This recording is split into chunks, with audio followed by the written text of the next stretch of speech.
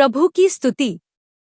आप इस चैनल को रोजाना सुनकर 1 साल में बाइबल पढ़ सकते हैं। Please subscribe and support. आज के बाइबल अध्याय। यहेजकेल भविष्यवक्ता की पुस्तक अध्याय 11। यहेजकेल भविष्यवक्ता की पुस्तक अध्याय 11। तब आत्मा ने मुझे उठाकर यहोवा के भवन के पूर्वी फाटक के पास, जिसका मुंह पूर्वी दिशा की ओर है, पहुंचा दिया। और वहां मैंने क्या देखा कि फाटक ही में 25 पुरुष हैं, और मैंने उनके बीच अज्जूर के पुत्र याजन्याह को और बनायाह के पुत्र पलत्याह को देखा, जो प्रजा के प्रधान थे। तब उसने मुझसे कहा, हे मनुष्य के संतान, जो मनुष्य इस नगर में अनर्थ कल्पना और बुरी युक्ति करते हैं, वे ये ही है। ये कहते हैं, घर बनाने का समय निकट नहीं, यह नगर हंडा और हम उसमें का मांस है। इसलिए हे मनुष्य के संतान, इनके विरुद्ध भविष्यवाणी कर, भविष्यवाणी। तब यहोवा का आत्मा मुझ पर उतरा और मुझसे कहा, ऐसा कह, यहोवा यो कहता है कि हे इस्राएल के घराने, तुमने ऐसा ही कहा है। जो कुछ तुम्हारे मन में आता है उसे मैं जानता हूं। तुमने तो इस नगर में बहुतों को मार डाला, वरन उनकी सड़कों को लोथों से भर दिया है। इस कारण प्रभु यहोवा यो कहता है कि जो मनुष्य तुमने इसमें मार डाले हैं, उनकी लोथे ही इस नगर रूपी हंडे में का मांस है। और तुम इसके बीच से निकाले जाओगे। तुम तलवार से डरते हो, और मैं तुम पर तलवार चलाऊंगा।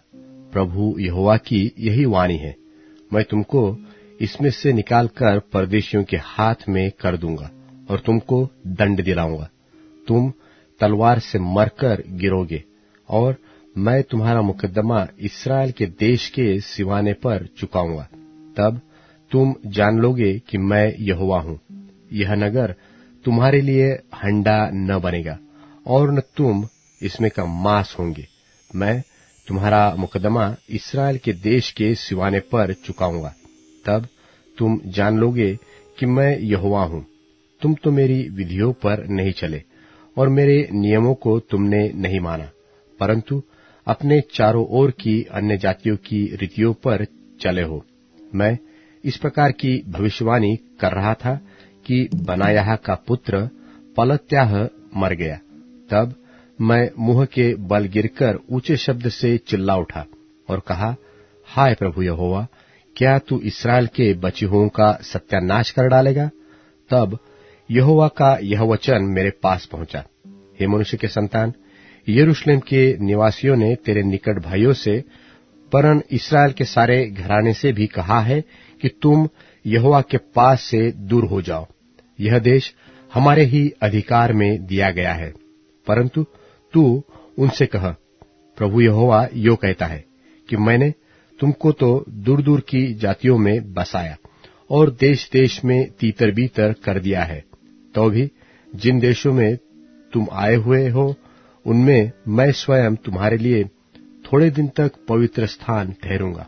इसलिए उसने कहा, प्रभु यहोवा यो कहता है कि मैं उनको जाति जाति के लोगों के बीच से बटोरूंगा, और जिन देशों में तुम तीतर बीतर किए गए हो, उनमें से तुमको इकट्ठा करूंगा और तुम्हें इस्राएल की भूमि दूंगा। और वे वहां पहुंचकर उस देश की सब घृणित मूरतें और सब घृणित काम भी उसमें से दूर करेंगे, और मैं उनका हृदय एक कर दूंगा और उनके भीतर नई आत्मा उत्पन्न कर दूंगा, और उनकी देह में से पत्थर का सा हृदय निकालकर उन्हें मांस का हृदय दूंगा, जिससे वे मेरी विधियों पर नित चला करे और मेरे नियमों को माने, और वे मेरी प्रजा ठहरेंगे और मैं उनका परमेश्वर ठहरूंगा।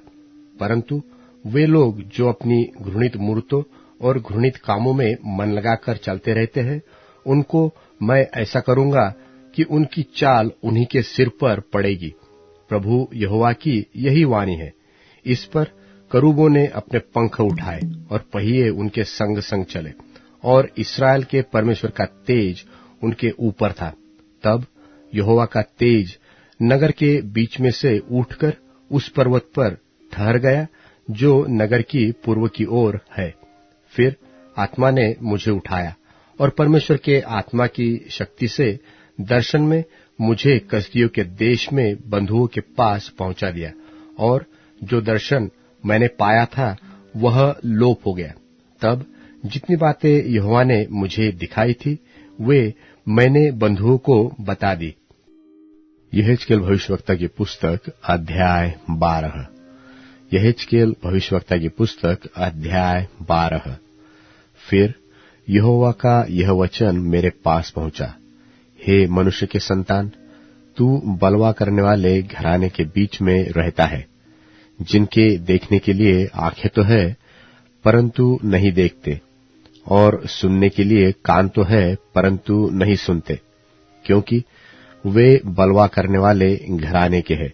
इसलिए हे मनुष्य के संतान, दिन को बंधुआई का सामान तैयार करके उनके देखते हुए उठ जाना। उनके देखते हुए अपना स्थान छोड़कर दूसरे स्थान को जाना। यद्यपि वे बलवा करने वाले घराने के हैं, तो भी संभव है कि वे ध्यान दे। सो तू दिन को उनके देखते हुए बंधुआई के सामान की नाई अपना सामान निकालना, और तब तू सांझ को बंधुआई में जाने वाले के समान उनके देखते हुए उठ जाना। उनके देखते हुए भीत को फोड़कर उसी से अपना सामान निकालना।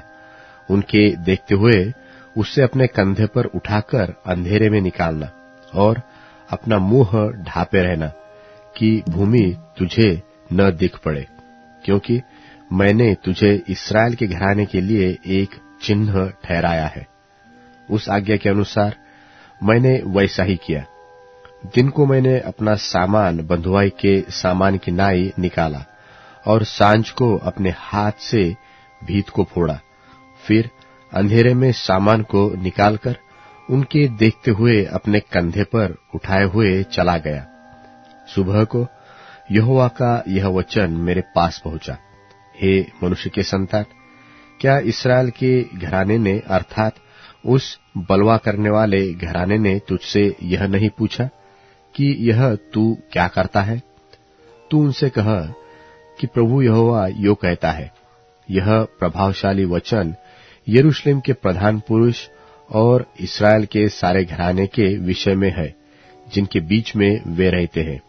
तू उनसे कह, मैं तुम्हारे लिए चिन्ह हूं। जैसा मैंने किया है वैसा ही इस्राएली लोगों से भी किया जाएगा। उनको उठाकर बंधुआई में जाना पड़ेगा। उनके बीच में जो प्रधान है सो अंधेरे में अपने कंधे पर बोझ उठाए हुए निकलेगा। वह अपना सामान निकालने के लिए भीत को फोड़ेगा और अपना मुंह ढांपे रहेगा कि उसको भूमि न दिख पड़े। और मैं उस पर अपना जाल फैलाऊंगा और वह मेरे फंदे में फंसेगा, और मैं उसे कसदियों के देश के बाबुल में पहुंचा दूंगा। यद्यपि वह उस नगर में मर जाएगा तो भी उसको न देखेगा, और जितने उसके सहायक उसके आसपास होंगे उनको और उसकी सारी टोलियों को मैं सब दिशाओं में तीतर बीतर कर दूंगा, और तलवार खींचकर उनके पीछे चलवाऊंगा। और जब मैं उन्हें जाति जाति में तीतर बीतर कर दूंगा और देश देश में छिन्न भिन्न कर दूंगा, तब वे जान लेंगे कि मैं यहोवा हूं। परंतु मैं उनमें से थोड़े से लोगों को तलवार, भूख और मरी से बचा रखूंगा, और वे अपने घृणित काम उन जातियों में बखान करेंगे जिनके बीच में वे पहुंचेंगे। तब वे जान लेंगे कि मैं यहोवा हूं। तब यहोवा का यह वचन मेरे पास पहुंचा, हे मनुष्य के संतान, कांपते हुए अपनी रोटी खा, और थरथराते और चिंता करते हुए अपना पानी पीना, और इस देश के लोगों से यो कहना कि प्रभु यहोवा यरूशलेम और इस्राएल के देश के निवासियों के विषय में यो कहता है, वे अपनी रोटी चिंता के साथ खाएंगे और अपना पानी विस्मय के साथ पिएंगे, क्योंकि देश अपने सब रहने वालों के उपद्रव के कारण अपनी सारी भरपूरी रहित हो जाएगा, और बसे हुए नगर उजड़ जाएंगे, और देश भी उजाड़ हो जाएगा। तब तुम लोग जान लोगे कि मैं यहोवा हूँ। फिर यहोवा का यह वचन मेरे पास पहुंचा, हे मनुष्य के संतान, यह क्या कहावत है जो तुम लोग इस्राएल के देश में कहा करते हो कि दिन अधिक हो गए हैं और दर्शन की कोई बात पूरी नहीं हुई। इसलिए उनसे कह, प्रभु यहोवा यो कहता है, मैं इस कहावत को बंद कर दूंगा और यह कहावत इस्राएल पर फिर न चलेगी। और तू उनसे कह कि वह दिन निकट आ रहा है और दर्शन की सब बातें पूरी होने पर है, क्योंकि इस्राएल के घराने में न तो और अधिक झूठे दर्शन की कोई बात और न कोई चिकनी चुपड़ी बात फिर कही जाएगी। क्योंकि मैं यहोवा हूँ, जब मैं बोलूं तब जो वचन मैं कहूँ वह पूरा हो जाएगा, उसमें विलंब न होगा। परंतु हे बलवा करने वाले घराने, तुम्हारे ही दिनों में मैं वचन कहूंगा और वह पूरा हो जाएगा। प्रभु यहोवा की यही वाणी है। फिर यहोवा का यह वचन मेरे पास पहुंचा, हे मनुष्य के संतान, देख, इस्राएल के घराने के लोग यह कह रहे हैं कि जो दर्शन वह देखता है वह बहुत दिनों के बाद पूरा होने वाला है, और कि वह दूर के समय के विषय में भविष्यवाणी करता है। इसलिए तू उनसे कह, प्रभु यहोवा यो कहता है, मेरे किसी वचन के पूरा होने में फिर विलंब न होगा, वरन जो वचन मैं कहूं सो वह निश्चय पूरा होगा। प्रभु यहोवा की यही वाणी है। इब्रानियों के नाम पत्री 4 अध्याय। इसलिए जबकि उसके विश्राम में प्रवेश करने की प्रतिज्ञा अब तक है, तो हमें डरना चाहिए, ऐसा न हो कि तुम में से कोई जन उससे रहित जान पड़े। क्योंकि हमें उन्हीं की नाई सुसमाचार सुनाया गया है, पर सुने हुए वचन से उन्हें कुछ लाभ न हुआ, क्योंकि सुनने वालों के मन में विश्वास के साथ नहीं बैठा। और हम जिन्होंने विश्वास किया है उस विश्राम में प्रवेश करते हैं, जैसा उसने कहा कि मैंने अपने क्रोध में शपथ खाई कि वे मेरे विश्राम में प्रवेश करने न पाएंगे, यद्यपि जगत की उत्पत्ति के समय से उसके काम हो चुके थे। क्योंकि 7वें दिन के विषय में उसने कहीं यूं कहा है कि परमेश्वर ने 7वें दिन अपने सब कामों को निपटा करके विश्राम किया, और इस जगह फिर कहता है कि वे मेरे विश्राम में प्रवेश न करने पाएंगे।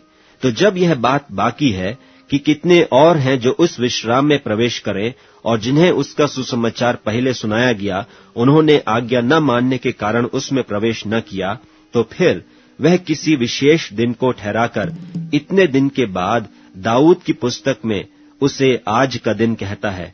जैसे पहले कहा गया कि यदि आज तुम उसका शब्द सुनो तो अपने मनों को कठोर न करो। और यदि यहोशू उन्हें विश्राम में प्रवेश कर लेता तो उसके बाद दूसरे दिन की चर्चा न होती। सो जान लो कि परमेश्वर के लोगों के लिए शब्द का विश्राम बाकी है, क्योंकि जिसने उसके विश्राम में प्रवेश किया है उसने भी परमेश्वर की नाई अपने कामों को पूरा करके विश्राम किया है। सो हम उस विश्राम में प्रवेश करने का प्रयत्न करें, ऐसा न हो कि कोई जन उनकी नाई आज्ञा न मानकर गिर पड़े। क्योंकि परमेश्वर का वचन जीवित और प्रबल और हर एक दोधारी तलवार से भी बहुत चोखा है, और जीव और आत्मा को और गांठ गांठ और गूदे गूदे को अलग करके वार पार छेदता है, और मन की भावनाओं और विचारों को जांचता है।